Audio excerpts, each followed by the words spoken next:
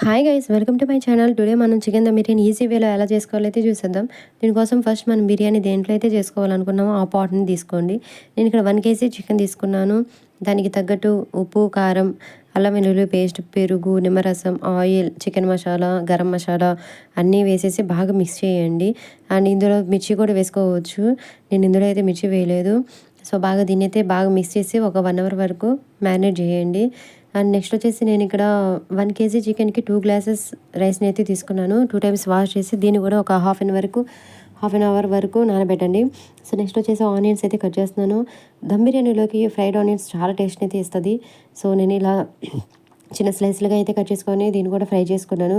మీరైతే బ్రౌనిష్ వచ్చేసరికి కట్టేయండి. నేను ఇక్కడ బ్లాక్ వచ్చేసే వరకు ఉంచాను. సో నెక్స్ట్ వచ్చేసి నేను ఇక్కడ వాటర్ అయితే తీసుకున్నాను. ఈ వాటర్ బాగా బాయిల్ అయిన తర్వాత బిర్యానీ స్పైసెస్ అన్నీ వేసేయండి. అండ్ నెక్స్ట్ వచ్చేసి ఒక 4 or 5 మిర్చి కూడా తీసుకోండి, మధ్యలో కట్ చేసి. అండ్ కొత్తిమీర, పుదీనా కూడా వేయండి. అండ్ సాల్ట్ మర్చిపోకండి ఫ్రెండ్స్. నేను ఎప్పుడు చేసినా కానీ సాల్ట్ అయితే మర్చిపోతాను. ఇప్పుడైతే వీడియో తీస్తాను కాబట్టి బాగా అన్ని గుర్తుంచుకొని వేసాను. సాల్ట్ వేయండి. అండ్ ఆయిల్ ఆర్ గీ కూడా వేయండి. నెక్స్ట్ బాగా నీళ్ళు బాగా తెరిలిన తర్వాత మనం ఆల్రెడీ నానబెట్టుకున్న రైస్ని కూడా వేసేయండి. ఈ రైస్ అనేది ఒక 80% కుక్ అయ్యే వరకు ఉంచి స్టవ్ మీద దించండి. నెక్స్ట్ మనం ఆల్రెడీ చికెన్ మ్యారినేట్ చేసుకున్నాం కదా, ఆ బౌల్ని అయితే ఉంచి ఆ రైస్ అనేది దీంట్లోకి ట్రాన్స్ఫర్ చేయండి. చేసిన తర్వాత దీని మీద అండ్ ఒక హాఫ్ గ్లాస్ వరకు వాటర్ అయితే అంచుల వరకు పోయండి.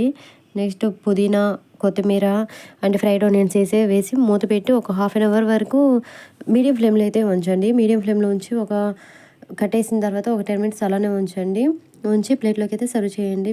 వేడిగా దమ్ బిర్యానీ అయితే రెడీ.